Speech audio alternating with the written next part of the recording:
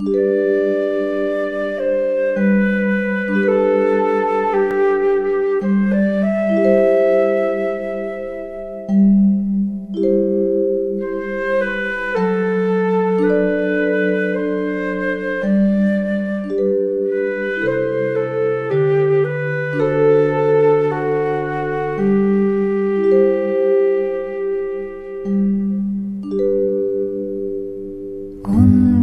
dudare dure soha Ondare dudare dure soha Ondare dudare dure soha Ondare dudare dure soha Ondare dudare dure soha Ondare dudare dure soha Ondare dudare dure soha Ondare dudare dure soha。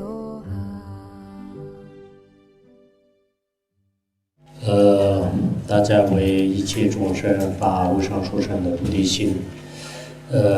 今天我们利用这个时间呢，跟大家做一个简单的开示。做开示的内容有2层。第一层呢，我想我们修行人这样面对灾难，就是我就讲这么一个简单的话题。第2层意思，简单的解释一下无可光存在的发扬文就是今天我想利用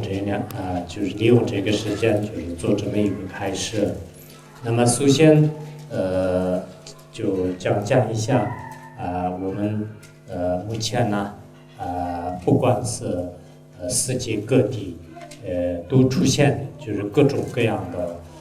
自然灾害。这是从佛教的教理说是众生的共业。那么就是从我们个人的角度来讲呢，每个人也会遇到特别难以对抗的一些危缘这也是一种灾难。在遇到这些灾难的时候呢，我们怎么样面对？尤其是作为一个大乘佛教徒，应该有一个心理的准备就心理的准备。所以这个问题呢，我想简单的跟大家就共同学习。那么我认为首先我们不管是将来要遇到什么样的自身的灾难，或者是众生共业的整个国家性的或者说是地区性的一些灾难的时候呢，要有一个思想上的准备。这个思想的准备就是很重要。这次这个前2-3天呢，日本发生了特大的这个地震就是9级地震，同时也发生海啸，还有火山爆发还有这个和这个泄露等等，就是一系列的灾难呢层出不穷的发生。但我看到他们的这个整个日本的这种国民素质也好，或者是他们对这个方正的意识非常强。从这个层面来讲的时候呢，远远超过这个当时的这个汶川地震和这个玉树地震的过程当中的有些人的这个思想准备尤其是在他们的在这个市场上在这个地震的后期有这么大的灾难面前的人们呢可以说是井然有序的许许多多的这个市场上也好，或者说是在这个任何的场合当中呢大家心里虽然是有恐怖但是不慌不张的。这一点呢当然是一方面是在哪里呢？是他们是地震地带，从小都是在这方面的这个知识啊，就是学的比较多，有一定的常识啊，就是有一定的这种学识。平时他们的不管是教科书也好，或者是在研习过程当中呢，经常对这个方针方面就是有丰富的这个一些训练啊，就是研习。这样以后呢，当他真的是遇到这种灾难的时候呢，人们都会勇敢的去这个面对。所以通过他们的这样的天大的灾难呢，我想我们作为一个修行人呢，也应该每个人的提前就是有个思想上的这个准备。这种准备呢，一方面是对自己的死亡一定要有准备，即使我们没有遇到过终身的工业性的这个世界性的这样的这个灾难，但是每个人呢，在几十年以后或者是短暂的时间当中会遇到就有一天呢会遇到所谓的这个死亡就是极其恐怖的那么一天。在那个时候呢，我们如果是数盲教育呢就是心焦如焚的话呢，恐怕什么意念呢，什么自己的对峙都是会想不起来的。所以呢我们就像他们面对这个地震的时候，在从小都是要培养这样的意识一样的，我们每一个人呢，应该对这个自己的死亡呢，可能要做好一个提前的一些准备如果你没有一个集体性的准备的话，你私人呢应该就今天我马上断气了，我怎么办呢？我如果翻车了就是我怎么办呢？翻车而死的时候怎么办？或者说出现一种突然的这种灾难呢，就是让我断气的时候，我怎么样意念我们很多人都从来没有想过，一直是有一种美好的愿望一直认为呢，觉得自己可能不会死的时候再说吧，就是有很多人是这样的。其实这个是很不好的一种这个行为就很不好的行为。所以呢我本人都在想通过他们的对这个灾难的一些意识的强化呢，就是从现在开始呢，自己也是应该终有一天肯定要面对就是生死大难。那么在这个时候呢，我能不能做到面不改色的，应该这个心就是毫无慌然的就很正常的，就像我们藏地的许多的一些高僧大德和一些这个高尚的修行人一样的，当他死的时候呢，好像从一个地方要前往一个地方一样的，心里根本没有任何的这种这个恐惧没有任何的这种这个伤感就这样的心态来去面对的话呢，这就是真实的一种这个修行人所以呢我想就是第一个呢这也是对提醒大家吧，我们每一个人应该从现在开始呢对自己的这个死亡呢应该就是有所这个打算就准备。但准备的时候呢，就是有可能两种，一个是如果突然性的这些灾难的话呢，我们不能忘记祈祷这个诸佛菩萨就是祈祷诸佛菩萨，这是一种方式。当然世间人如果遇到这些灾难的时候呢可能就是会躲避就是这个躲避呢也许可能起作用的，但也许呢起不到作用我在这个电视里面看到那个日本发生地震的时候，就是房子都是要垮下来了，可是人们呢就是为了保护自己的生命，就是他躲在这个桌子下面那房子的垮下来了，桌子能不能保护自己呢？这也是很难说的。但是呢，就我们人到了最后就是实在绝望的时候呢，就想办法的就是所以说，我想呢就是我们当然是一方面也可能会自己要学一些就是怎么样躲避的一些方法，但最主要的是什么呢？就当你遇到了最可怕的这个危机的时候呢一定要要意念就是阿弥陀佛或者是观世音菩萨至尊度母、莲花生大师等等，我们在这个世界当中呢，具有殊胜加持力的，除了前世无法改变的这个业力以外的，必定会是对自己相续是有利的。这些圣尊面前进行这个祈祷真的祈祷的时候呢，就有些事就是没办法，就是逆转你的业力，但有些呢，偶尔的一些因缘和一些违缘的话呢，就是完全可以去掉。前一段时间我遇到过一个佛友就是他们从那个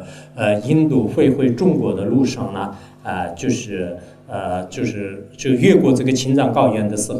就是飞机呢就是突然的遇到这个气流就然后突然就降下来了。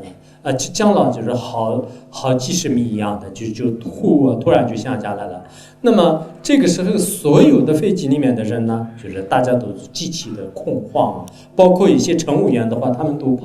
趴在地上。里面听说有就有两位就两位女士呢，就是学佛的，他们就使劲的念观音菩萨，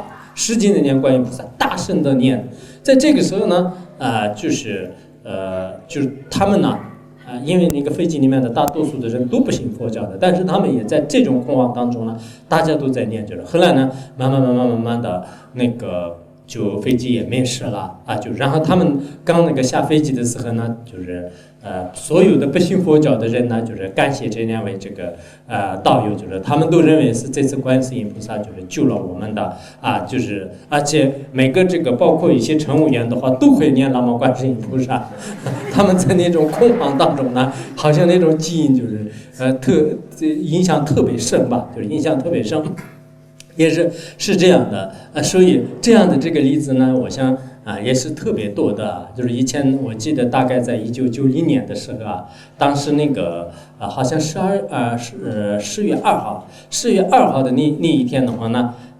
当时各大这个新闻媒体都已经报道过，就是从这个厦门就是飞往那个广州白云机场的一架飞机就路上被那个歹徒劫机。那劫机的时候呢，就是当时那个驾驶员就是被殴打，然后呢，虽然在那个当时乘务员呢，就是告诉他们，就是我们就是很顺利的会到目的地，就是大家不要这个紧张。最后在空中呢，就是宣传很长时间，就是最后慢慢的落到这个机场落到机场的时候呢，就是这个飞机就是突然起撞后来他就撞上两架刚要接近这个起飞的这个波音机最后的话就是三架飞机呢，就是撞在一起，就是突然开始这个爆炸失火了这三架飞机里面总共有可能100多人100多人呢，就是基本上全都遇难了，只有3个人，这3个人呢，就已经这个身上没有任何的这种这个什么伤害这个就脱离了这种苦难。其实这3位的话呢，听说这个前一天呢，他们都是在这个厦门买飞机票的时候呢，就3个人的心里莫名其妙的出现一种特别不安的这个心态然后他们呢就觉得会不会就是出现一些违缘然后到这个南普陀寺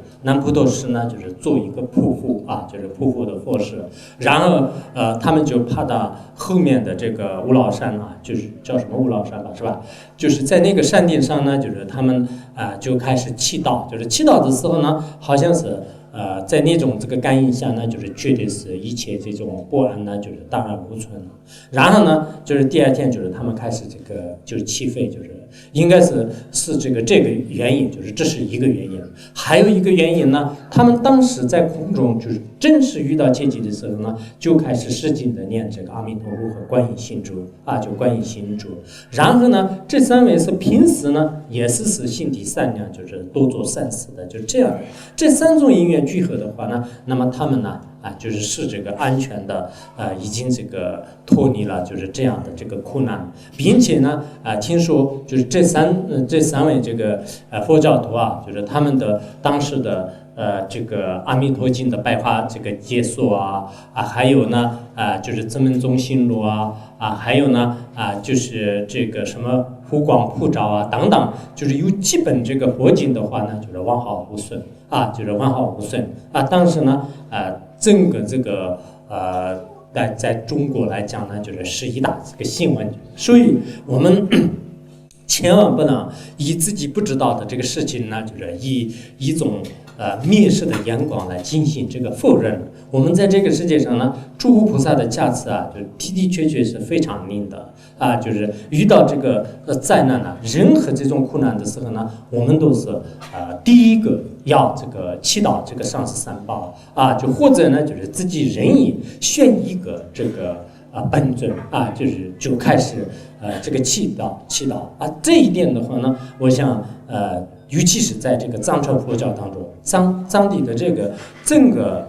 民族的这个习惯当中的话呢，就是有一些优势很多人呢，比如说遇到一点点的违缘的时候呢，就是他就祈祷上师，或者说是阿弥陀佛，或者说是观音菩萨，就他马上要喊起来这个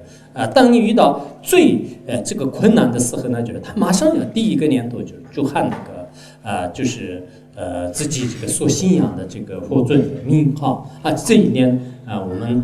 在座的人呢要经常这个始终都要这个提醒自己，尤其是当我们离开这个世界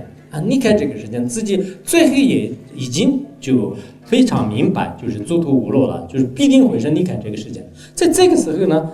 按照那个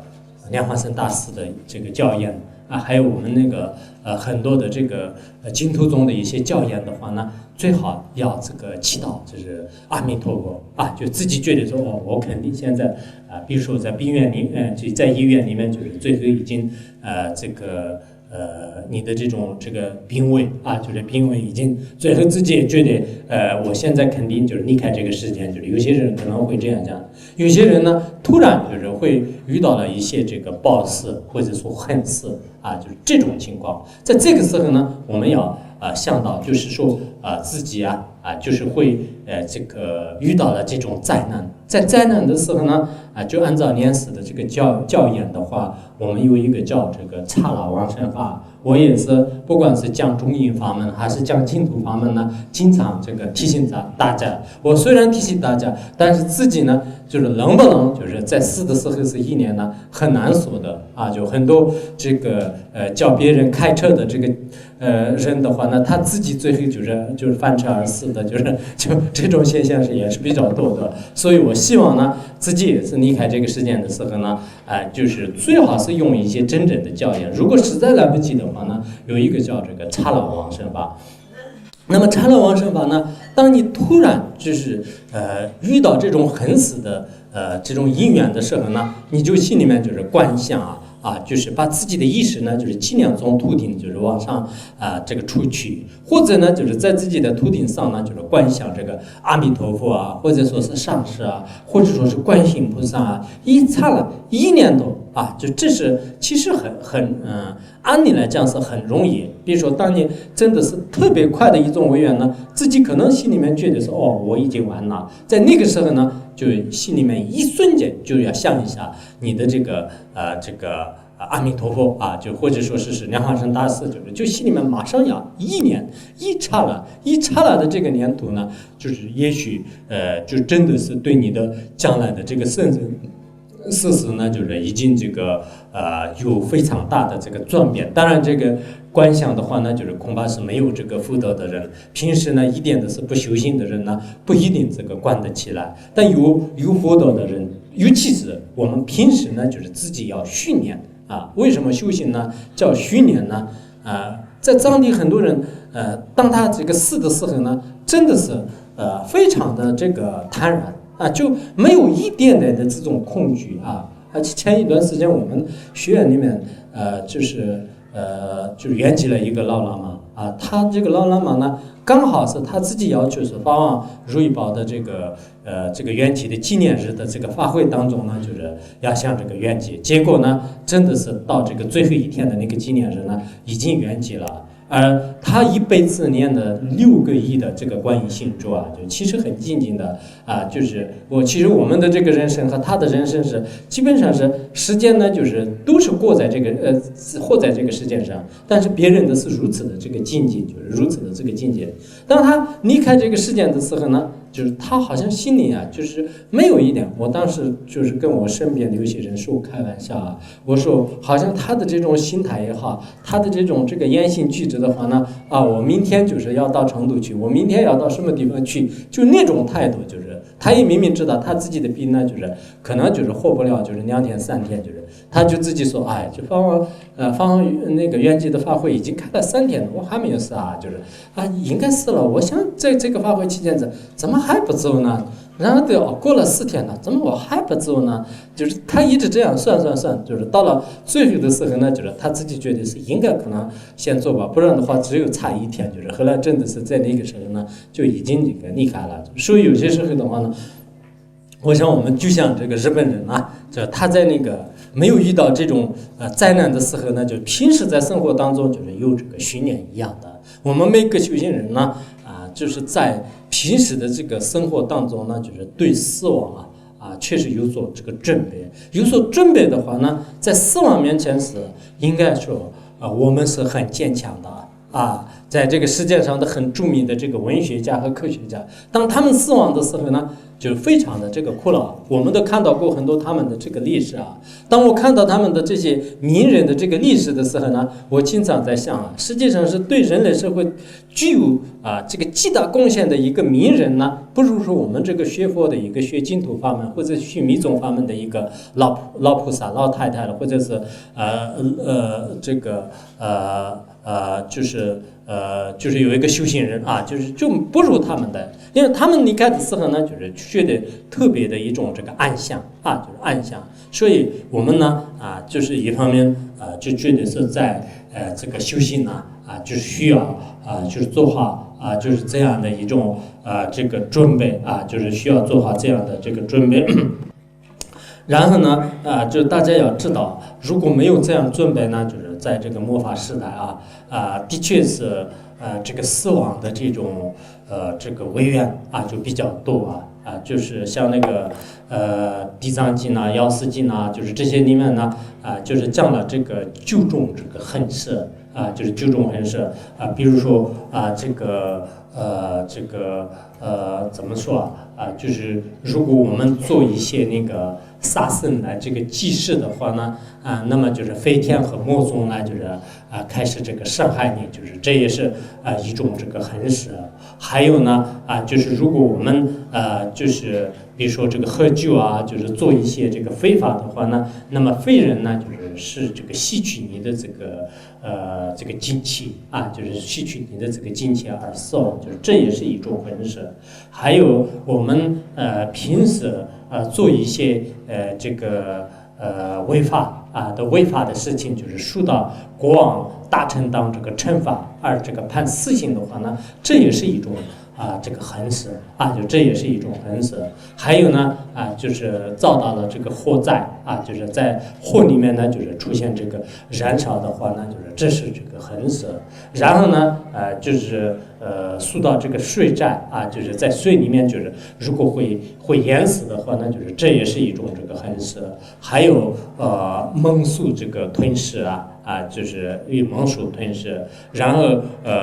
还有这个山体滑坡而这个死亡的还有呢就是饥饿而死亡的，还有这个药物就是不用药物这个没有这个用好而死亡的，就中共讲了9种这个恒舍其实这些恒舍的话呢是佛教的专用名词。我们现在的世间人们呢，就是这叫做是不正常死亡就是不正常死亡。那么不正常死亡的话呢就是也是世界上是非常的多。我那天看到一个有一个中国就是中国的一个北京这个理工大学的一个教授就是叫做是这个胡杏豆。他呢他是一个好像这个中国文体学的一个创始人。那么它是这个统计，就是说是中国啊，就非正常这个死亡的人数呢，就是占世界的这个人数的世界这个非正常死亡的人口的这个人数的70%啊。本来是中国呢，就是从整个这个人口来讲的话呢，就是占世界的20%，但是非正常死亡的人呢，就是非常非常的多的。每一年当中的话呢，就是要这个非正常途径而死亡的有800万人啊，就是800万人，很可怕的。就是光是自杀的人，光自杀的人的话呢，那么就是每一年的是这28万这个7啊，就是28万的这个7万人啊，就所以说这样的这个死亡率特别高的一个社会当中呢，我们自己就是有没有把握，就是不会这个死亡就非正常，或者是爆死，就是所以我们作为这个修行人呢，怎么说就是即使你没有遇到就是非这个正常的这种死亡，是正常的死亡。所谓的正常死亡呢，我就得什么这个肝癌肺结核心脏病慢慢在医院里面死，在医院里面死的时候，最后这个护士开始这个抢救就是其实这也是很不正常的一个死亡，没有一个正常的死亡。死亡的话呢，都是绝对是可能比较痛苦，就是是吧？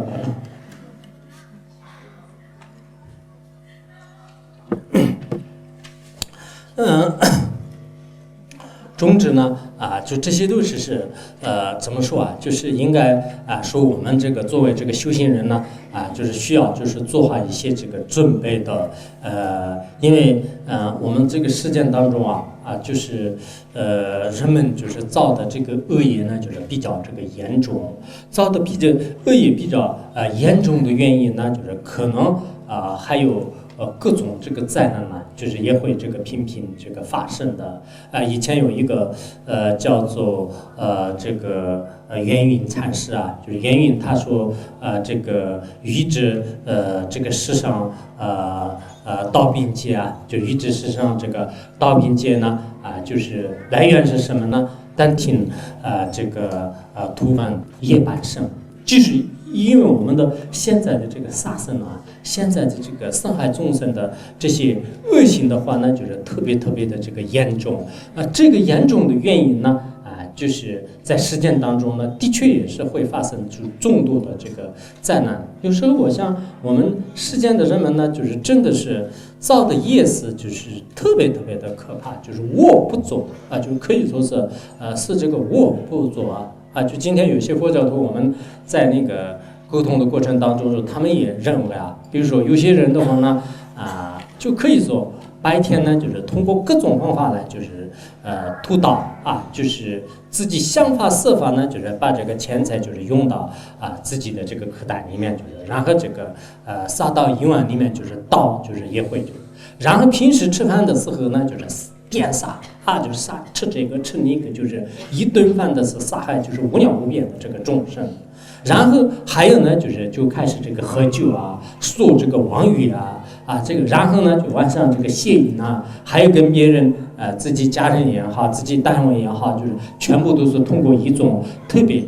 这个不合理的这个语言呢，就是开始进行这个欺骗撒到以往就是全部都是每天都在做。而反过来说，心慈善法方面的话，那基本上都是没有。表面上看呢，确实是高楼这个大厦就是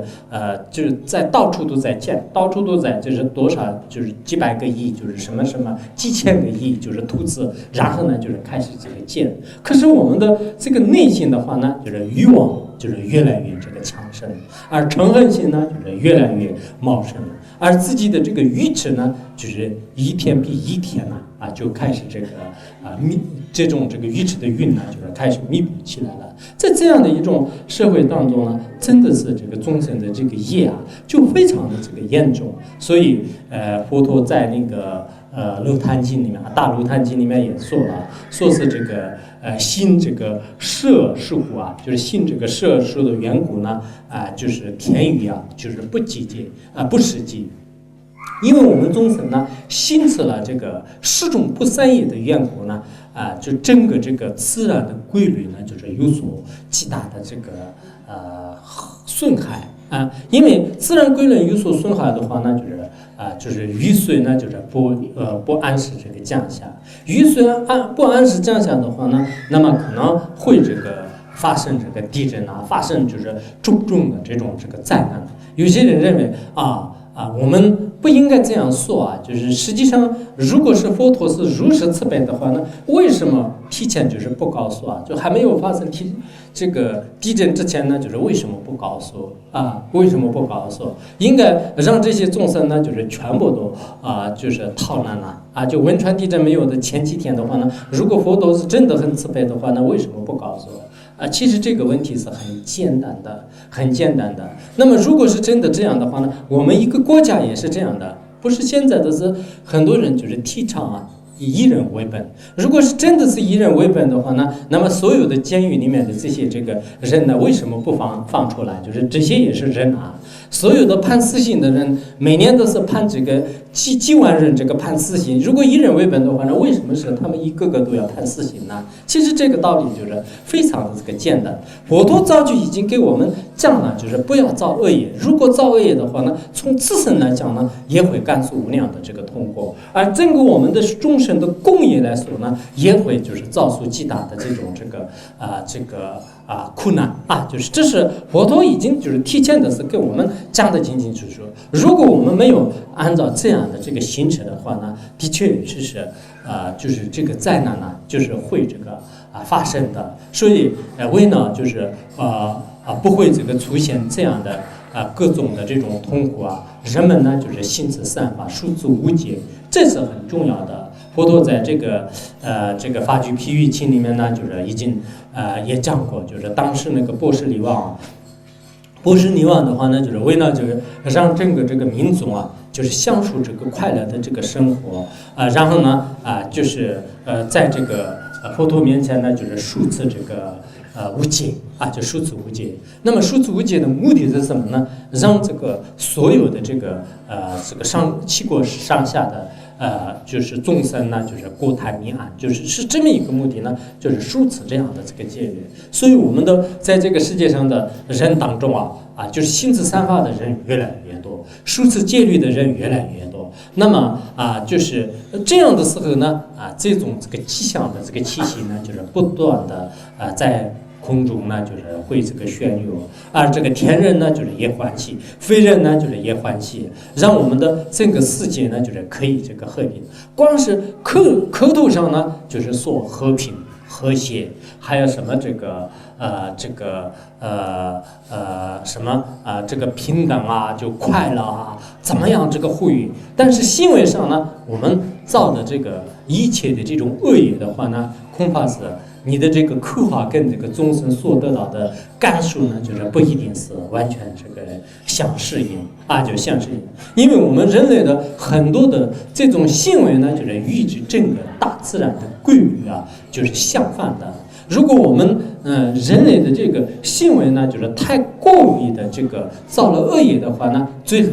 大自然就是包括这个地球也是无法这个承受的。所以有时候呢，我想我们在这样的这个魔法时代的时候呢，唯一的这个救护世界的妙药就是这个佛法的精神。可是呢，佛法的精神真正能知道的人呢，又少之又少。即使有些人知道呢，真正能信此善法而自己这个断除这个恶业的这些人呢，也是相当这个少的就相当少的。所以作为我们佛教徒作为我们佛教徒呢，就是一定要有一种有这个组织性的一定要有一种利他性的，一定要有一种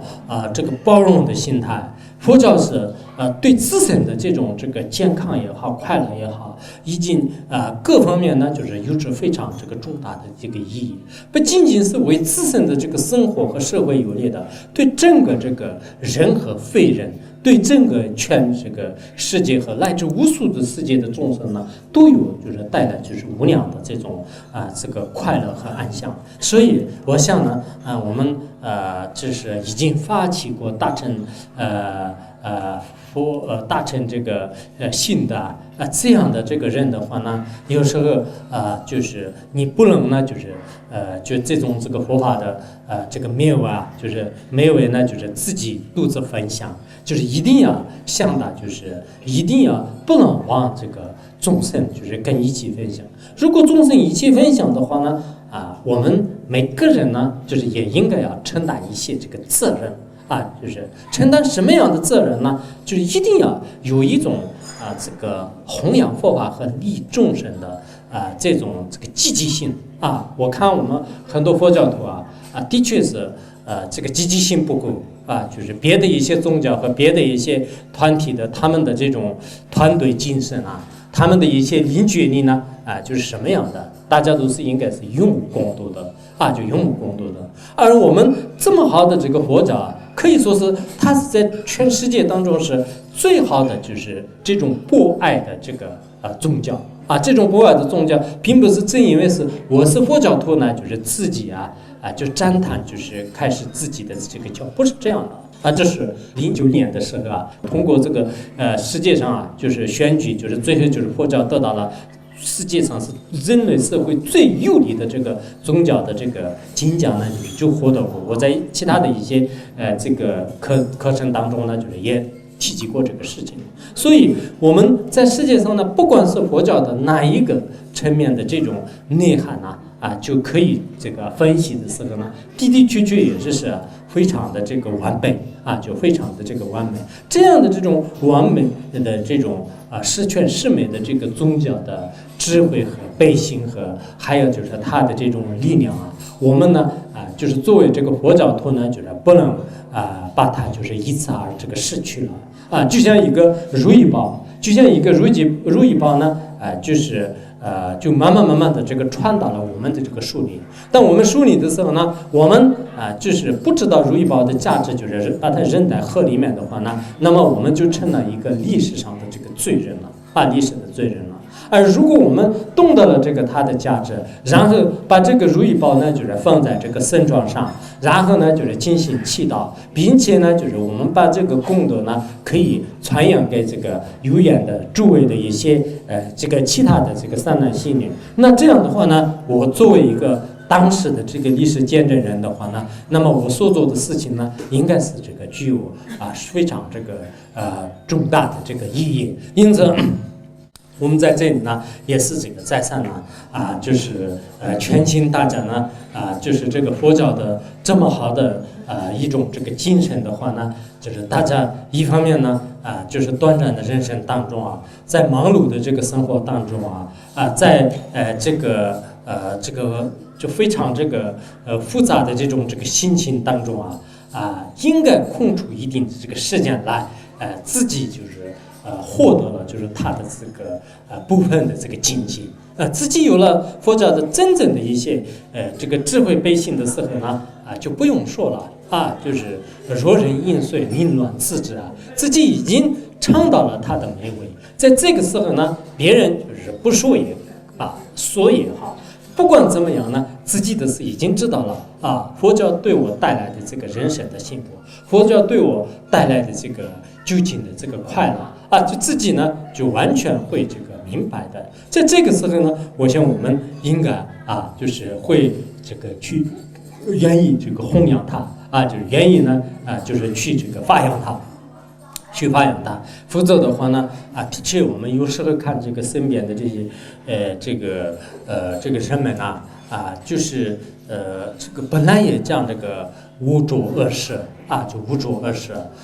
这个什么这个劫浊、众生浊、烦恼浊、名浊和这个见浊就是污浊真的就是我们面前就是已经这个出现了。你看所谓的劫浊呢就各种什么盗病这个饥荒还有这个瘟疫等就是各种灾难就是频频之出现的话呢，就是这是劫浊，就是什么样的这种发生就今天发生地震，明天发生火灾，明天再发生什么样的，就是现在人们都是等的就是就是再过了以后是不是该我们了，就大家都是在等着，就是这样的，这叫做是那个就是劫浊。然后众生浊的话呢，众生都是很恶业的啊，造恶业的话呢，就是他们都有这个兴趣，就是我们身边的人大多数都是你们看看，就是这些众生的，不管是性格也好，人格也好，还有各方面的话呢，就特别特别的这个恶性就基本上是真的要趋于这个善良的话呢，就把它当做一种可笑的对境。你去学佛，你去做善事的话呢，人们都觉得是你这个人太傻了就这个人呢昨天我在那个南京大学的时候呢，就有很多这个学生都是开始提起这个问题我们现在就是做一些这个善事的时候呢，别人都觉得是我脑子有问题，就是然后呢不敢做。不仅仅是南京大学，现在各个大学和各个社会层次当中呢，如果一个人心慈善法，不做坏事天天老老实实的做他的事情的，他们都觉得是这个人的这个精神有问题的，就是这是一种植物人或者是盲目之人，就是这样看待。就这叫做是忠诚住就是忠诚住呢，就是说我们的整个这个众生的这个素质也好，或者说是这个体质都已经这个趋于一种这个恶化，就是趋于一种恶化。然后民主呢大家都知道，就是本身我们现在人的这个寿命呢，也最多是这个70、80岁就是上到这个100岁的还是很少很少的。可能长期吃素的就是修行比较好的一些和尚的话，可能会可以的。听说那天在有一个人说，好像四川有一个和尚就是有118岁，是真的还是假的？应该是有吧。是这样的，就是现在那个上100多岁的人都是很少很少的，就是所以说一般来讲，大多数的人都是可能50、60岁的时候都是已经 OK 了，就马上离开世间了。但是人们自己呢，就认为是还要我看到现在这个好多人就开始这个建高楼大厦的时候，自己认为是自己活1000年都没有问题，就是很多人的这样心理盘算就是非常可怜。有时候我觉得是，也许是可能我作为一个悲观者的这个角度来讲真的是一向这个观无常的时候呢，就是没有很大的这个意义就是好像这个《华严经》当中也是讲了，就是说是这个这个一切娱乐的话呢，就是皆是这个无常的就是悉皆都是这个无常的，全是这个颠倒这个虚妄的这虚呢就是变坏的就是虚与变坏的所以我们的整个这个世界呢，就是这样的，就是没有什么可靠的。包括我们的这个生命的话呢，就是也是如此的，就是所以这是叫做是这个民主就是民主。然后烦恼中呢贪心、嗔心、痴心，就是各种根本烦恼和睡眠烦恼呢，就是此起彼伏，就是每天都是在涌现就可能短的时间当中，你要想安住下来的话呢，可能不让了，就是烦恼起来了，就是一会儿生嗔恨了，一会儿生贪心了，一会儿生嫉妒心、傲慢心，就是什么样的烦恼就开始这个涌现，这就是烦恼中。然后我们的见住，就是见解的话呢，什么这个邪见短见还有这个进取见就是各种各样的恶见就是开始这个蔓延，就是出现是真见就是对这个事件的真见、处事件的真见、因果真见，这些真见的话呢，少之又少就即使有些人有了真见的话呢，短的时间当中也是会这个消失的。所以我想我们很多人呢的确也是需要就是了知在这个社会当中呢，就是需要这个真法的这种这个甘露就如果没有这个真法的甘露的话呢，就是应该说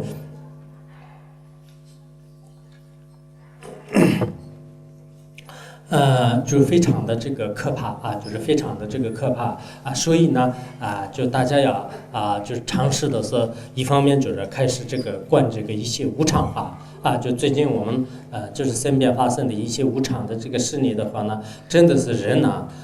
在这个自然灾难面前就是特别的这个脆弱即使你没有受到自然灾难，但是自己的这个自身遇到任何的一种外缘的时候呢，其实也是如此的，这个生命是唯有这个依靠的就每一个人的这种身体和生命呢，就像是蚂蚁、小虫一样的当你任何一个外缘的这个这种这个侵蚀下呢，就是非常的这个渺小啊，就非常的渺小。所以我们要知道，就是这样的这种这个身体和这样的这种寿命呢，在这个短暂的时间当中是信着什么呢？就是一定要就是信着这个善法啊，就是信着这样的这个善法啊，就是一定要信着这个什么就是因行善信应该是在或在这个什么诸法界经里面讲的吧，就是因行什么因行善信啊，就是因行善信什么这个为20绕义。因行善信为20绕义，就是应该这个信着这种这个善信就为了这个今世和他世绕义就真正是我们今世也有利益的，来世也是有利益的话呢，就是这个信持善法其他的一些行为呢，可能是对今世有利的，比如说我们天天忙碌，天天这个这个工作天天这个工作的话呢，这种这个行为和这种忙碌是对你有什么利益？就是你眼前的，或者说是你几十年的这个你活在这个时间当中的这短短的几十年呢，是有利的但过了这一世以后的话呢，你现在的这个所忙碌的一切行为呢，有没有用呢？就是绝对是没有用的。所以有时候我们人生当中所做的有些事情再想的话呢，的确也是不是特别可靠的。比如说你今天呢，就是对你的这个生活、你的感情、你的财富特别去执着，而一件事情就是遇到违缘的时候，可能心焦如焚。但是你再过10年，再过20年，也许再过1年以后，一回顾自己当时的这个心情的时候呢，绝对是那个时候我真的是太傻了，就那个时候真的是太可怕了，就没有必要就是如此的去执着。但现在呢，什么这个影响都是不存在，你会感觉到就是这个它的这个意义所在同样的道理，我们基层当中的所做的一切行为的话呢，到了这个后世的时候，除了你所做的善和恶的这种业以外呢，就是其他的都是没有的。比如说很多人就是为了自己的这个房子而付出一切的这个努力，但是这些努力的话呢，最后你的这个房屋留在这个世间是别人这个享用的，而你自己呢，不要说是这个房屋，你连自己辛辛苦苦就是非常这个疼爱的这个身体这个躯体的话呢，也是放在这个世间，就是最后呢，就是在殡仪馆里面就是处理完了以后呢，都用不住的。你自己的心神呢，随着这个善和恶呢，还要在这个无边无际的轮回生涯当中呢，继续漂泊继续呢就是流浪。所以我们有识之士应该就是为了这个长远的这个利益呢，不这个要信持善法是的确是相当的这个重要。因此呢我希望就我们对这个面对一些个人和这个怎么说就是集体的这个各种这个灾难的时候呢，就是心要有一种镇定，就是有一种这个怎么说就是提前的，就是有一种这样的这个预防的这个修行同时呢自己遇到最大的这个困难的时候呢，依靠这个诸佛菩萨的加持力和通过自己的修行力，就是坦然的去这个面对，这样以后呢，基层当中的很多的违缘呢，一扫而消除，并且呢，就是前往这个后世就让这个往生清净的刹度当有许多这个必要这是我这个今天呢就是给大家简单的这个介绍的，就是第一层意思。下面呢，我们可能每个人都发了这个发愿文就是这个呢也是需要常常的念。然后呢今天利用这个时间呢也给大家就简单的这个介绍一下就是简单的介绍一下，大家不要打瞌睡是不是我讲的太那个了？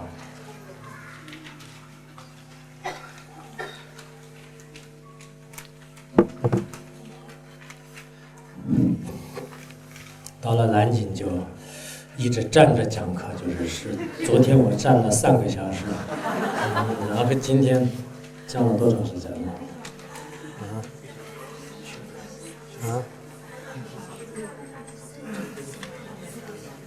没事，站着可以，站着不打瞌睡。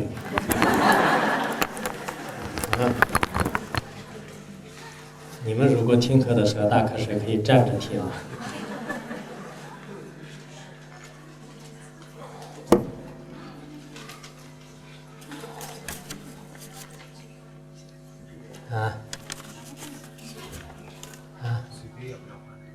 水杯啊，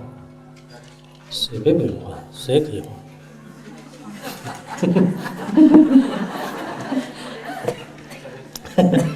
但是水杯要不要换？水杯换能干什么？啊？下水啊？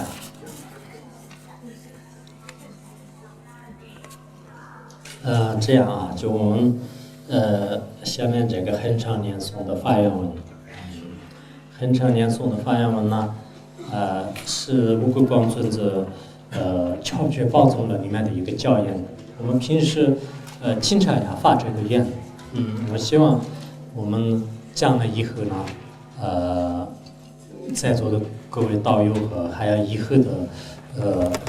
凡是遇到此法的这些有缘者呢，大家经常去这个发愿，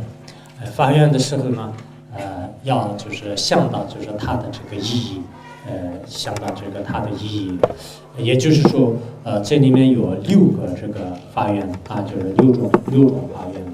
那么6种发愿当中呢，是这样的：愿我来至生生世世中获得具足其德者3趣这是第一个发愿文。第一个发愿文的意思呢，就是说我们发愿的时候，从内心当中就是想到，愿我从这个精神开始，今世开始呢，来至这个生生世世在轮回当中是肯定还要扭转，就是无量无边的这个生死，在每一个这个时代当中的话呢，就是都要具足这个七德，就是具足这个七德。具足七德的话呢，就是我们要这个发这种愿，也就是说这个哪七德就是哪七德的话呢，就是愿我们生在这个忠心高贵就是忠心高贵。如果你忠心不高贵呢，就是经常就受到别人的这个歧视就实践当中呢，就是比如说转生到这个国王大臣婆罗门或者说我们现在的一些有钱的人、有势力的人各方面就是家族比较这个忠心高贵的话呢，就是别人都不容易这个歧视，自己也在别人面前就觉得非常这个快心快乐。这是就是第一个功德就是第一个功德。第二个呢就是相貌端严就愿我世生世世不要显得刚才我们这个婆罗门就是具有这个9种出相的婆罗门包括他这个妻子都是不喜欢的，就是那这样的话呢就是这个生生世世当中就是自己相貌极其粗鲁的话，谁都不喜欢。就是修行人也是应该就是长得比较这个不说这个漂亮，也是基本上过得惯，就是过得起就是要这个相貌端严的，就是相貌端严的。然后呢就是在生死之当中呢，就是要这个长命百岁就是不要就是来到这个世界呢，就是中间就夭折了，马上这个死了就是不能这样的，应该就是实践当中就是经常长寿就是在获得这个实践，至少也是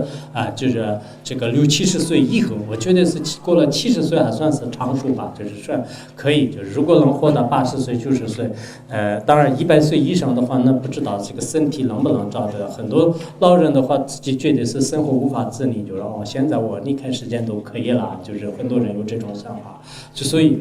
这个长寿这个长寿是第这个3个功德然后无病就是在活在这个世界当中呢，不要有这个各种的这个疾病就如果经常是这个病魔缠身的话，非常痛苦今天胃不行，明天肝不行，后天心脏不行，一会儿肚痛，一会儿牙痛，就是每天都是就是辗转反侧哭的这个叫苦连天的话，那就也很痛苦的。有些人呢，我以前看过一个大德的这个传记，就是他说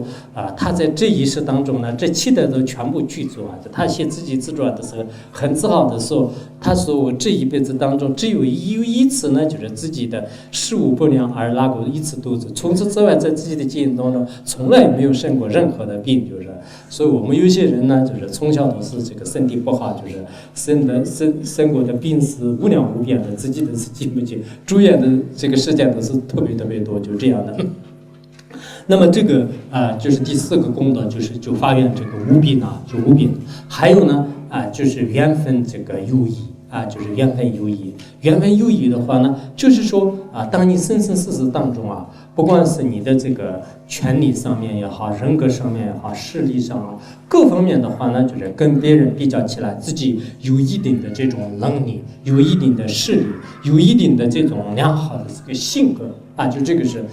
有些人就是很有这种怎么说个性人格福报，就非常好的，就是这样的。然后第6个的话呢，就是财富具足就是你这个生生世世当中，就是自己的这个钱财福德就是什么的这个圆满。本来想发心，本来想做一些事情，但是这个钱财呢，就是始终都是得不到。即使得到的话呢，就像是乌龟就是得到了这个财富一样，马上就是化为乌有了，就是非常伤心。就是也不要这样的，就是生生世世有这个财富的。还有呢，就是要有智慧就是智慧，就是智慧是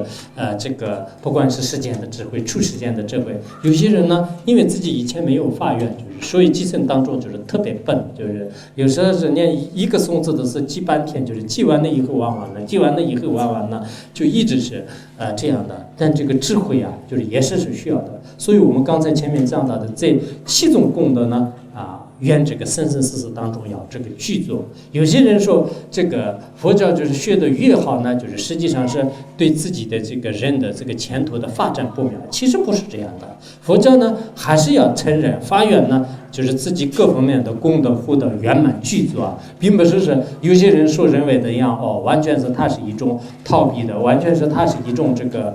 消极的是成就的一种这个思想什么都不是要到这个深山里面去，就是什么都不要，不是这样的。佛教的极个别的有些修行人呢，确实像米拉日巴和以前的汉地的一些禅宗和藏地的一些高僧大德一样的，就是他在山里面修行的也最上等的个别人呢是这样的。但一般来讲呢，就像佛教的一些庄人王就是还有很多的这个富王在佛陀面前也是有的。那么我们佛教发愿的时候呢，也是佛教是就是像各方面的这个人才有智慧，有财富，有权势，长寿无病，以及这个忠心高贵等等，就是这样的这种财物。所以我们这个我希望呢，我们怎么说就是这个今天大多数都是也是学会这边的这个道友就是大家以各方面的人才具足了弘扬这个佛法的话呢，就是具有一定的势力因此我们发愿的时候也是今生当中不管怎么样就是一次而过了。但是愿我生生，我不是这一辈子就开始尿了，就是不是这样的。愿我生生是这个7德功德圆满，就是7德功德圆满的话呢，也是弘化利生还是很方便就是自己修行呢也有这个一定的这种这个必要就是这样的话，这个第一个愿呢就是生生世世当中具足这个7德就是7德，就是这样的一个愿。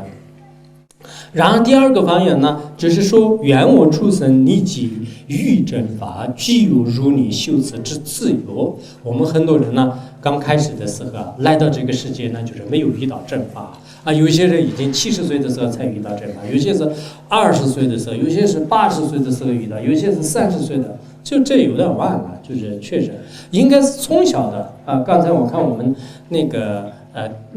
什么那个表演《一城王子》的这些孩子的话，从小都就是他们都就开始口里面说出来，就是对佛教有关的这些名字，而发起这个菩提心的话呢，很有缘分的，从小都这个遇到佛法的。光是遇到佛法不行的，要这个修行呢，就是有这个自由啊，就是要如你的这个修辞这个话的话呢，要有自由。现在我们很多人就没有自由了。首先，好不容易遇到佛法，即使遇到佛法呢，要么这个丈夫不同意，要么妻子不同意，要么家里面的人，好像我们这个学习佛法呢，就是偷东西一样的，就比偷东西的话呢，不需要那么害怕，就是家人呢还支持你的，就是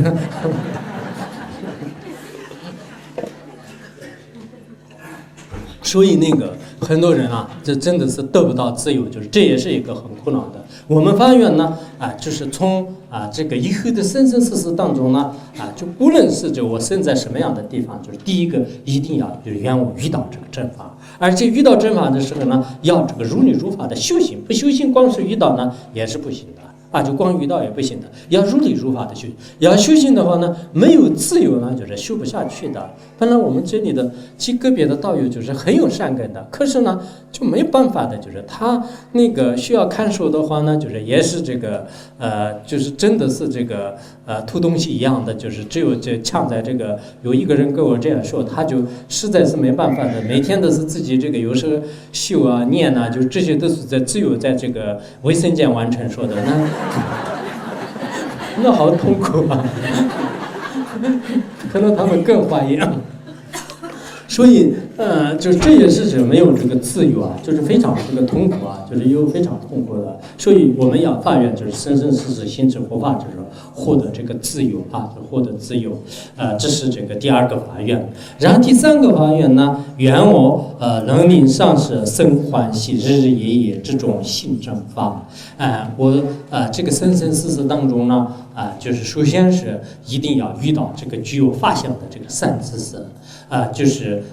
这个依靠上师呢，就是给我得出这个佛法的这个教言，而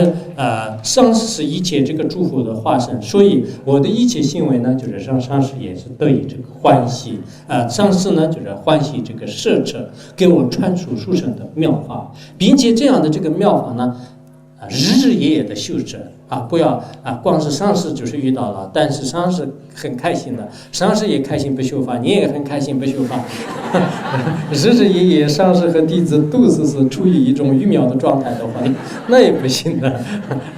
把上师看着开心过了，就这也不行的，不能把上师看着是开心过来玩，就是应该是把这个上师的这个教法呢，就是自己这个心智就一定要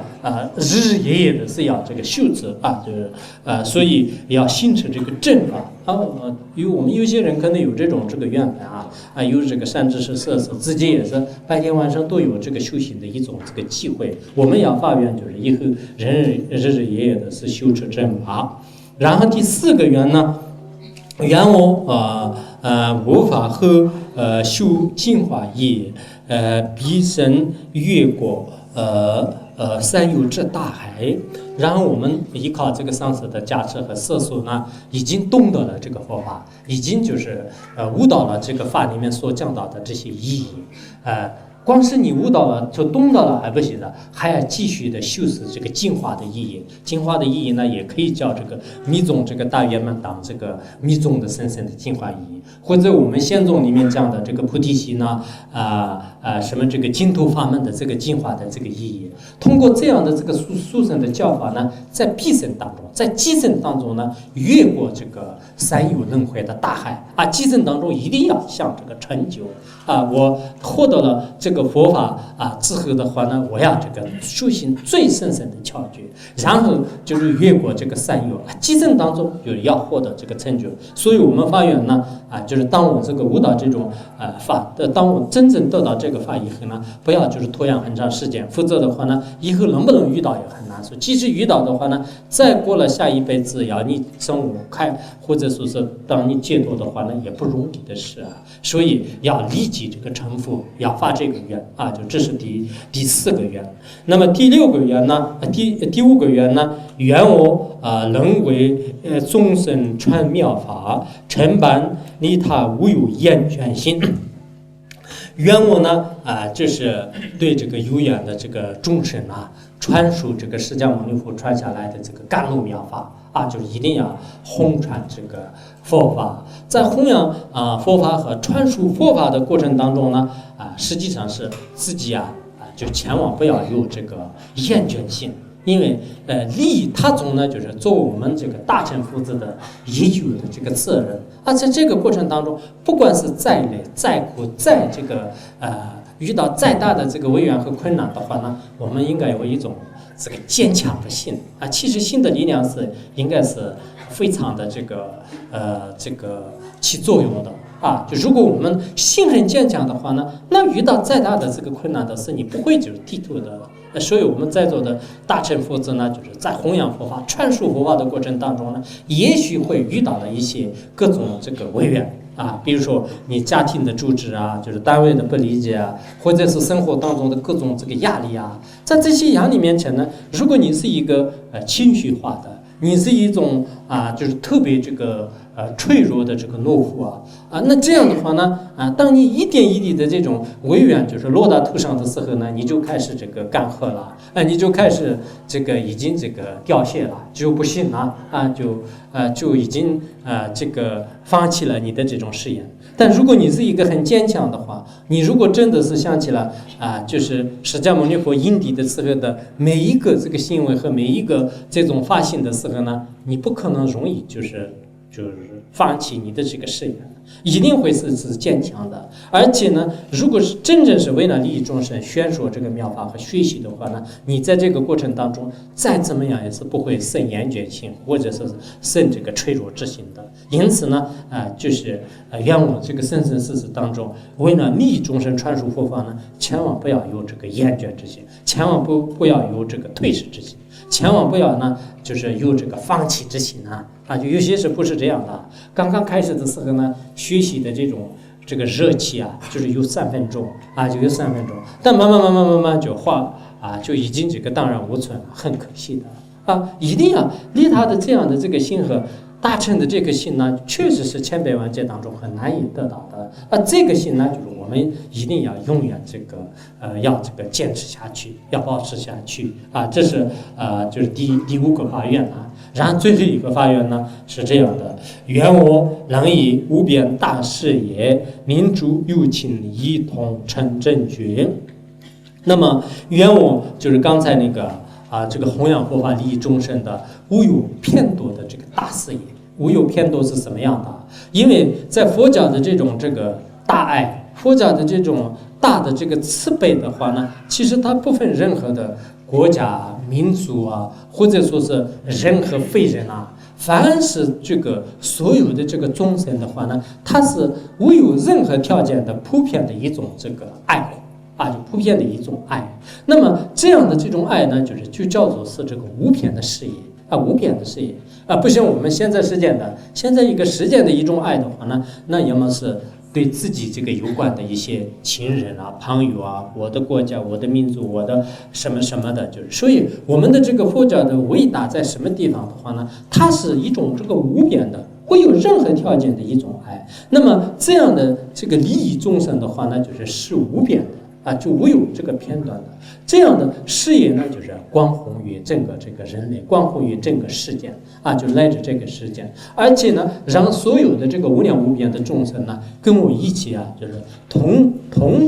等的，就是获得了这个圆满正等觉的果位。我们最究竟的目的是什么呢？就是让众生呢，就是同等就是获得这个正觉，全部呢就是真正让明白就是一切万事万物的这个真理。暂时的话呢，让所有的这个众生我们不会分就是因为以前就是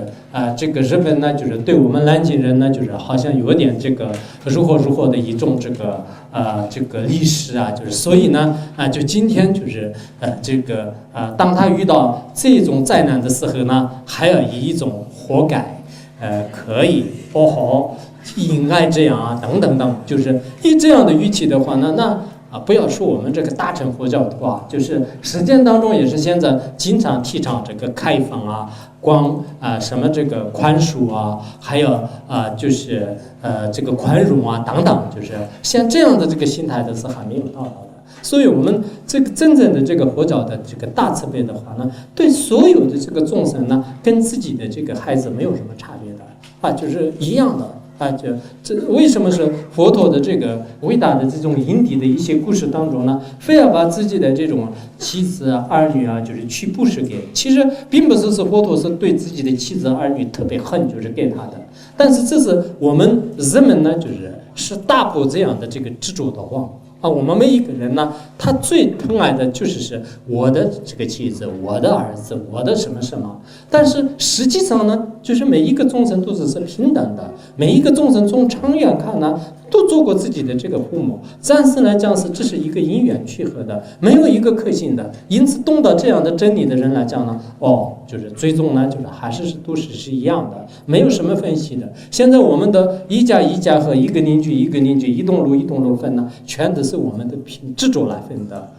就是我南京人是什么样的人，上海人你是上海人，我是南京人你是什么什么，就是这个很多的分别念呢，来这样就区分的。所以这些都是一种特别狭隘的这个执着。当然我们凡夫人是会有的，就是一下子可能你完全打掉这样的很困难的。但我们希望呢，我们到了一定的时候呢，真的是获得这种特别广大的这种悲心和广大的智慧呢，每一个人的是得到。就在那个时候呢，我们无论是在什么样的世界，在什么样的众生界当中的话呢，都不会有这个苦恼的就哪怕是一个众生的这个利益的话呢，我们会千百万劫当中，在轮回当中做事做仆人也是愿意的就做仆人也是愿意的。我们的这个思想呢，不会受到任何的这种限制。当你的这个思想没有受到限制的时候呢，你的这种痛苦呢，会减少的。我们为什么是每个人的是天天的是痛苦？你痛苦的根源呢，必定会是自我上面。如果你自我的执着没有的时候呢，你的这个要求和痛苦呢，就会减少的。所以诸如此类的很多的这个内容呢，我就尽量呢，在这里不说。总而言之呢，上面已经发6种愿发6种愿的话呢，我们当一会儿呢。一起回向今天回向的时候呢，大家一起念普贤行愿品。但是在这个之前呢，我想我们利用15分钟的时间来提一个问题你们可以提问题，然后呢我可以回答可以回答，然后提问完了以后的话呢我们开始念普贤行愿品。念普贤行愿品完了以后呢，念很长发愿的这6个发愿文，念普贤行愿品的韦罗师呢，到时候把这个发愿文呢一起念完。念完了以后呢，我们算今天的传述就已经圆满了刚才各位的话呢，首先是大家共聚欢聚一堂这也是很好的一种佛缘大家非常开心我们这里的很多负责人还有很多精心安排的人呢，肯定很辛苦的。所以我也每次的不管到哪里去呢，不敢待很长时间，待了很长时间的话呢，很多的负责人呢虽然是自己尽心尽力了，但是最后就有些时候的话呢，满足不了众生的愿望他们也很辛苦。所以我每到一个地方的时候呢，来了以后赶快跑，跑了以后的话呢大家都没有这种麻烦，所以说呢我也没办法满足每一个人的心愿，但是我觉得是佛法是最重要的，佛法来满足是很好的。除此之外，个人的很多行为来满足是我就没办法的，因此我们闻思修行确实很重要。我希望呢，我们这里的大多数的人是应该是我们学会的人，学会的人呢，希望你们还是要一方面搞好团结，另一方面呢，闻思修行很重要的。然后相关的有一些注意事项的话呢，我也给各个负责人呢已经交代过，在他们的课当中呢，肯定有直接的、殊胜的、非常深奥的、广大的教研，希望呢你们以后恭请聆听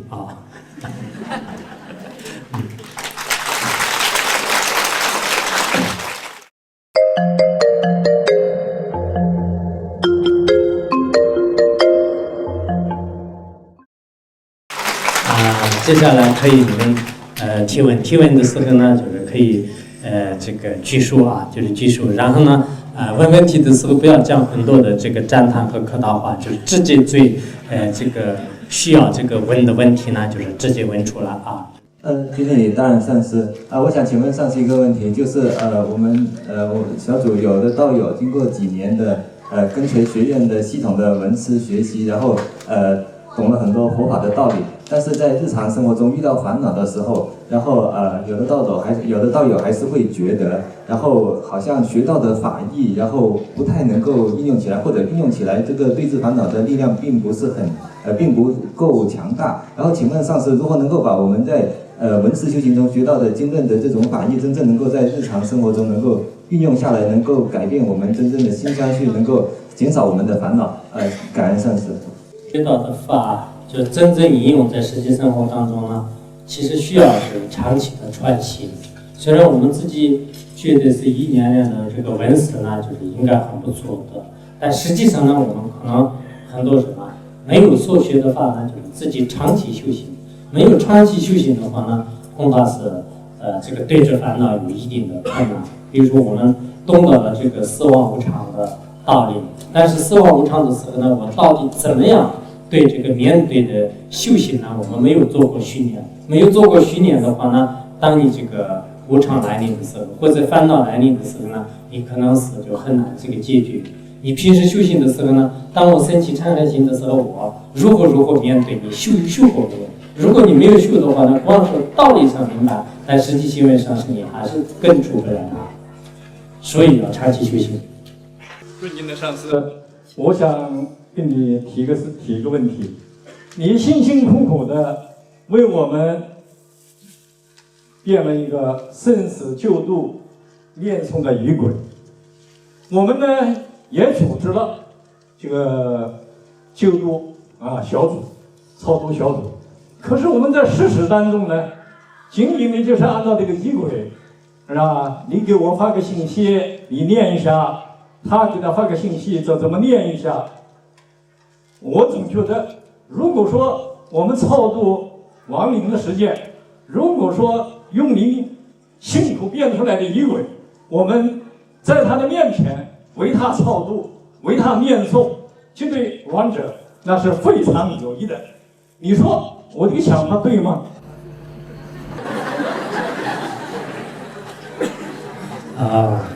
这个我们生死救度生死救度呢，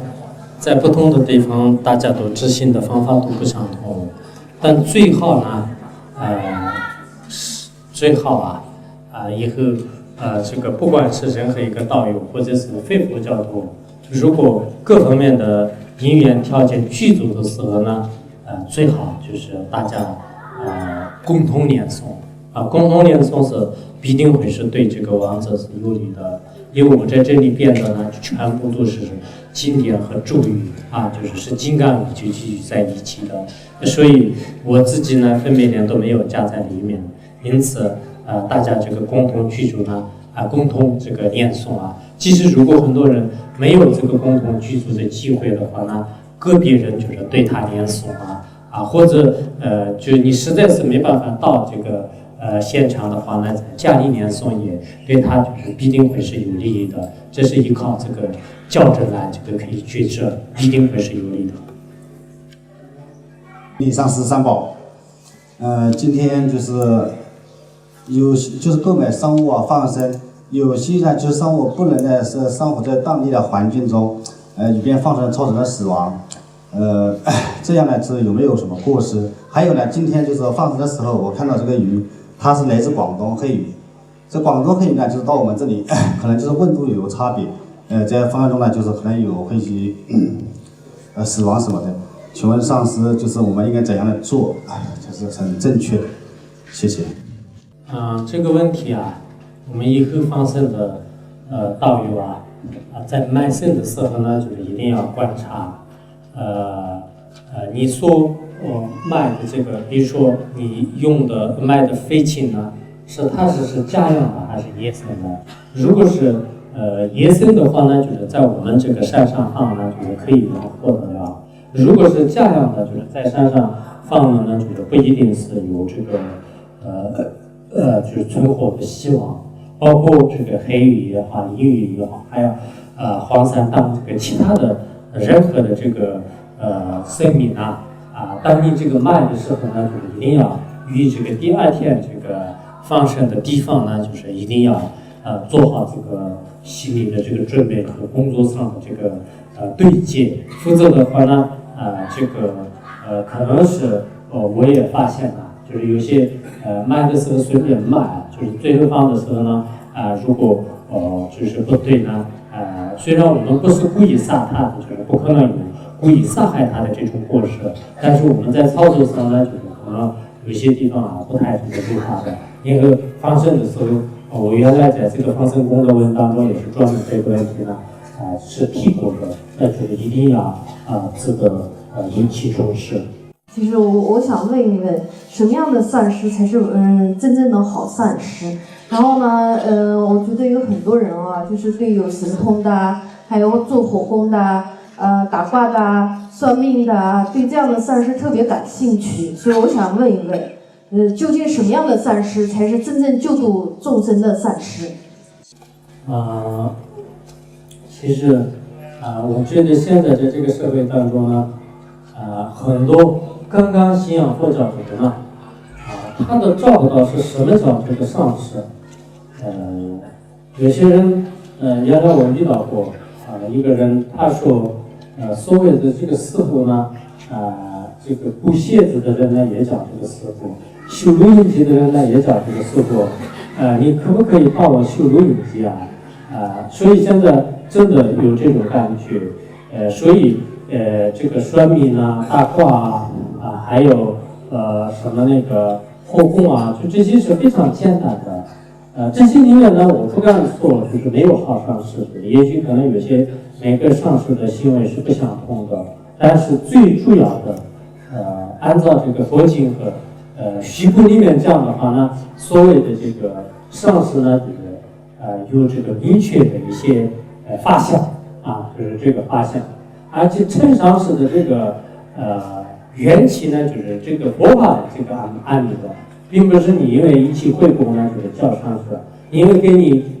这个算个命叫上师不是这样的。任何一个地方佛教不兴盛的时候呢，把奇奇怪怪的一些神通圣典呢，就是当做这个上师就是如果一个人爱说神通，爱这个算命大卦的话呢，就是认为是这个人做的特别稀奇，然后把它当做这个上师。当人们的整个这个佛教的这个综合的素质提高起来的时候呢，才明白原来的这些呢并不是很重要的。真正的这个重要呢，就是需要这个解脱。这个解脱呢，就是通过真实的具有发相的上师呢，就是才可以这个知道的。没有这种因缘和条件的话呢，虽然名义上是可以这个成为的，因为我们不排斥的，也有可能这方面的一些这个善巧方法，但是最根本的呢就是不重要就是不重要这些大卦算命的。所以任何一个地方佛教刚开始有点这个兴盛，但是还没有到一个比较珍贵的这个状态的时候呢，人们都特别的这个信仰。原来阿底峡尊者来到这个藏地的时候呢，当时那个藏地人呢，就是也特别的这个信仰，就这样那样的就回来阿底峡尊者呢，就是全部都以这个佛人为以的这个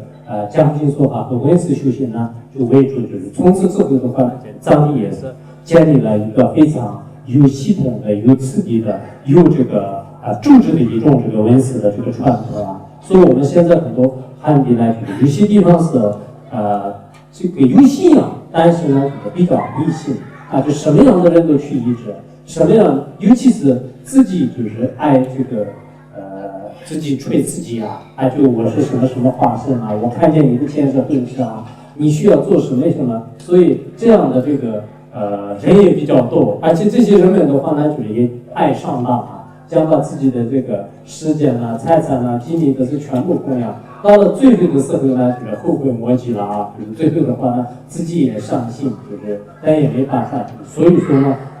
作为这个佛教徒，首先一定要这个观察善知识很重要的。现在我们世间人实践的，比如说我举一个简单的例子，一个人呢，就是如果他找一个自己的这个就是从实践的话来讲呢，就是找一个对象，或者是跟自己一辈子过生活的话呢，他也需要就是观察这个人的家庭背景是什么样，他的文化程度是什么样，这个人的这个性格是什么样的，这个人到底是怎么样，就是可能包括他的家人和他自己呢，就是会观察的。你根本不认识的人呢，就是今天就是跟他这个承诺是不可能的。但是这个是毕竟是这个几十年的一起的生活的一个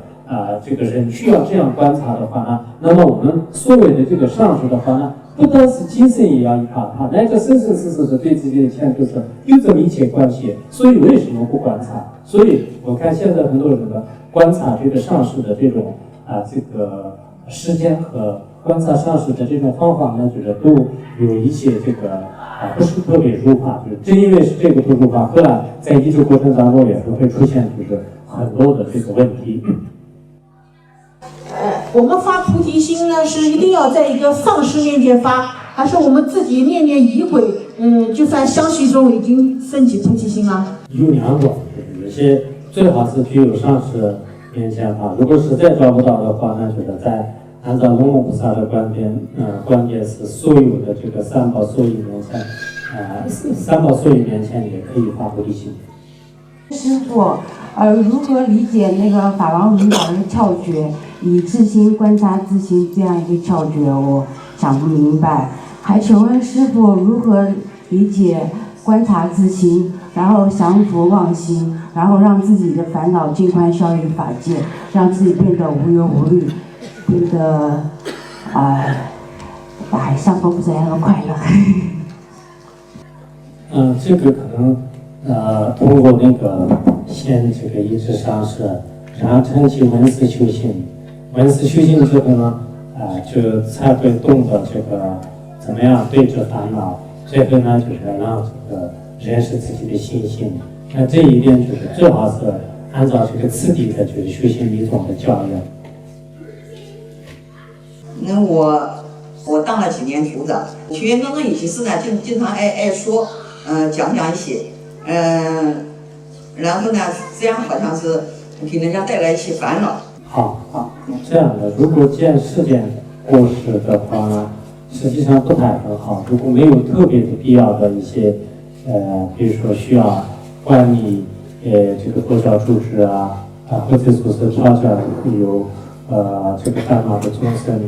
的必要以外呢，就是最好是不要看别人的过失。听力上师，我想问一个问题，就是说有一种人认为呢，就是说自己呢修行现在不够，先把自己修好了之后呢，再去度化众生。还有一种认为呢，就是说帮助众生呢是特别重要的。我想上师呢开示一下这两者之间，我们应该真正去如何去抉择。谢谢上师。其实我觉得帮助众生是很重要的，自己修行也很重要。这两个呢应该不矛盾的，因为自己修行的同时呢，如果能帮助众生呢，也尽心尽力啊。如果你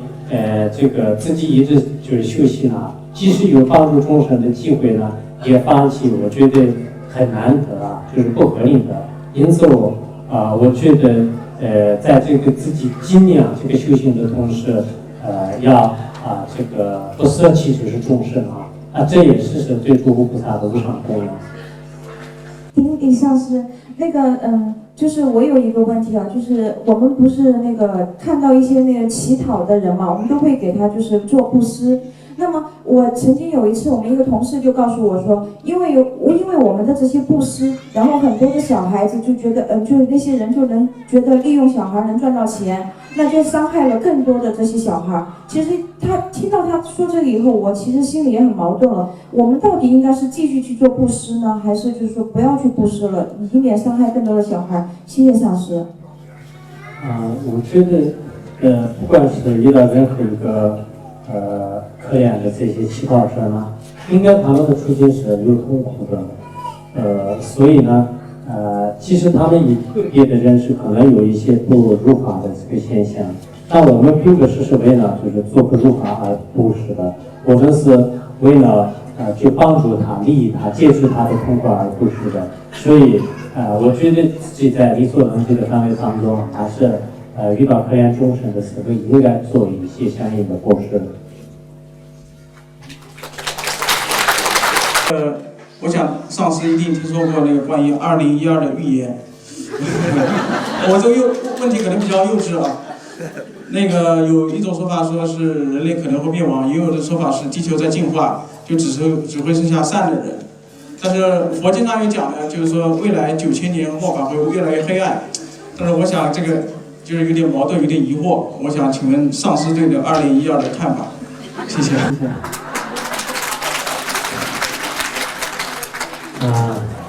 我不管到任何一个城市，大家都提出这个问题，所以2012是大家特别关心，也是关系无常是很好的但是我认为是虽然我昨天在南大也是这样回答的，就是虽然这是这个医学家评论家、专家的说法都是不一致的，实际上按照佛经的这个推理和有些教理来推测呢，不会像2012年你们所讲的那样，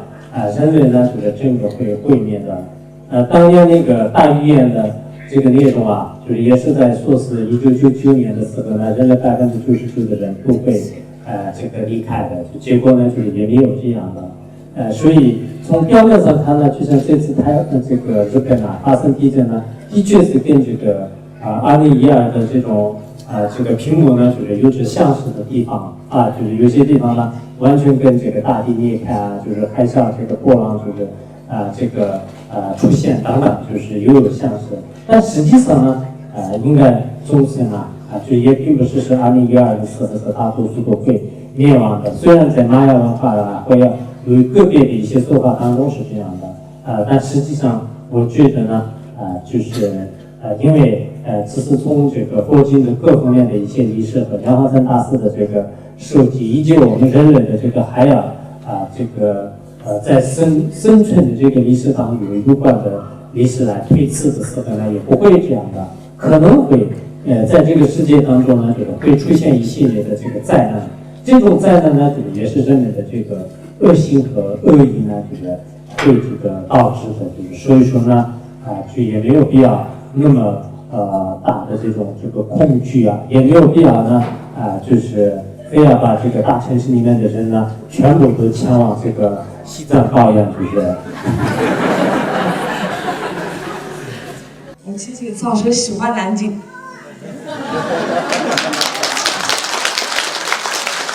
经常到南京，感恩大悟上师。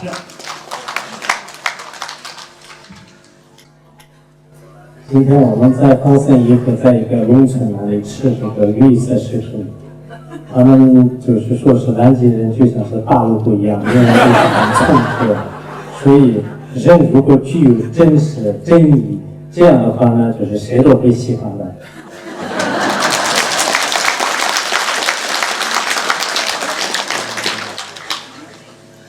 是，我是主要代表我们组的有几个同修，请教上师，因为我们是文思 B 组吧，然后去年是11月份才进入文思的这个开始，但是呢，同时呢，我们有几个师兄呢就觉得，文思只是从理上去悟的一些道理，然后呢，就是真正融入相续当中，还是希望就进行一些实修。我想请问上师，是这个实修跟文思是有次第的，还是可以同时进行？如果可以同时进行的话，像我们这个阶段是，可以进行哪些实修？其实就是文思修行呢，在那个三法报门论里面是这样的，比如说毛有那个吃草先开始吃草，然后呢就是嚼草。然后呢，就是开始吞噬。那么这三者呢，就是相当于是文思修行的一个次第。我们听闻这个上师的这个教言的同时呢，思维它的意义。当他思维它的意义呢，每一件事情都是在相续当中进行穿习的话，这就是叫做这个修行。所以我们如果听菩萨心论，当你懂得它的意义的时候呢，就进行思维。思维的同时，我要在实际行动当中应该如是行持的话呢，这就是修行。因此，在某种意义上呢讲，闻思修行呢，就是应该是不能相容，而且呢，就是同时这个现用。当然，就有些人呢，可能是先听了以后呢，到一个寂静的地方去实地修自己，这是对这个修行呢，就是花的时间长了而已。实际上呢，也可以同时并行，也可以呢，就是听完以后，把修行部分呢，就是单独安排一些时间，然后就是再进行传习，就是有两种方法。我的是认为呢，在这个闻思的同时呢，就是形成修行，就这很重要。否则的话呢，我们这个有些人啊，还没有开始听闻的时候开始这个修行，这种自己都有所这个颠倒啊。你听都没有听，就是怎么会思维呢？是怎么会这个修行呢？就是绝对不可能的。因此呢，现在我们在座的各位呢，就是一定要就是按自己的闻思修行的这个次第来啊。这样的话呢，就是对修行真的是有所非常大的这个帮助。这是一个问题。就是今天下午的时候，我就已经到了奥体中心这边，然后在奥体中心那边转了一圈，发现那边的小河里面有很多死去的小鱼。看里面可能是因为那个水源被污染了，那个水里面很缺氧。看到很多小鱼都是把头往上翘，去吸氧气，感觉就想到那个人类，就是工业的发展，一些工厂对自然的破坏，对动物的伤害，感觉特别难过。我们就放了甘露丸在水里面，然后又给那些小鱼。念了一些就是念经嘛，就回向给他们，但是觉得自己心里面还是特别难过，就是自己能做的太少了，不知道自己还能够再做些什么，就是请问上师。这个说的不对，尤其是我们可能在一条河里面就是这些众生业力现前的时候呢，就是会离开。我们可能还要进行这个超度他们。我前2天也是在顺便看这个日本这个发生地震当时我做一个换位思考我如果在这个海边的时候，这个发生这样的这个地震和海啸，当我怎么样面对？当我真正这个身心就是被什么样的这个大浪这个卷住这种恐惧感呢，在自己反省的时候呢，真的是作为一个凡夫人很难以想象所以这也是确实我们人们的就是可能很多行为都是有关系的。不管怎么样呢，就是这么多的人类呢，就是也是遭到了就是一时性的就是这种毁灭。但这个是我们对人类的这种毁灭呢，就是感到悲伤。实际上，在我们的这个眼底下，在我们的这个身边呢，有无量无边的这个众生包括在每一个产品里面，包括在每一个这个过年的时候、春节的时候呢，有这么多的这个众生呢，也会被看上、被这个看客就也是非常的这个可怕的一种这个行为。所以说呢，在这个可能前几十年、几百年，在这个时候，人类虽然没有现在那样的这种丰富的这个物质这个生活的条件但是造的业呢，就是也不那么严重。可能在我们藏地的话呢，可能这个杀害众生的现象呢，几乎都是很少的。在汉地也可能有杀猪杀鸡的一些现象，但不像现在一样的，就是人们把这个水里的拿一个这样是生命的话，那就全部是吞到口里面，不会这样的。所以有时候呢，我们看到这个人类的一些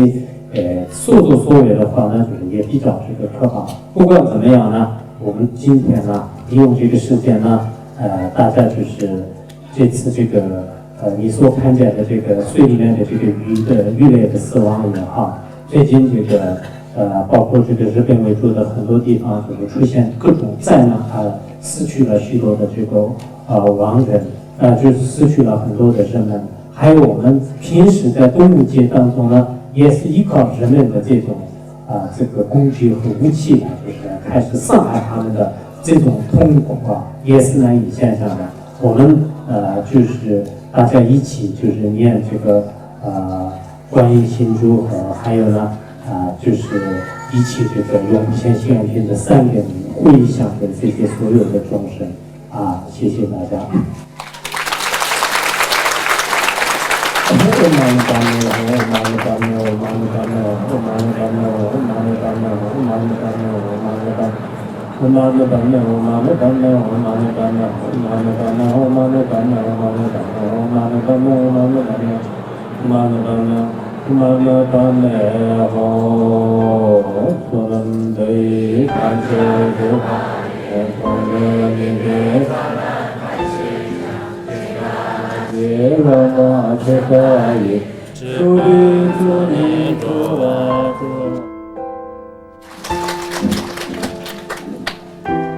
感恩大恩上师，今天在这样一个吉祥的夜晚，是我们多生累劫善根的成熟，让我们得以如此近距离的亲近我们的大恩上师。今晚无论是制作精美的家传，还有师兄弟们的表演，以及上师从慈悲和智慧当中的佛法甘露的流露，都是上师赐予我们的无上的醍醐。愿我们深深的意念上师的功德和恩德，愿我们生生世世不舍离上师，愿上师生生世世摄受我们，愿我们随学上师的一切行仪，愿我们发起广大殊胜的菩提心，愿一切众生早日获得究竟的安乐，愿我们早日获得与上师无二无别的果位。谢谢大家。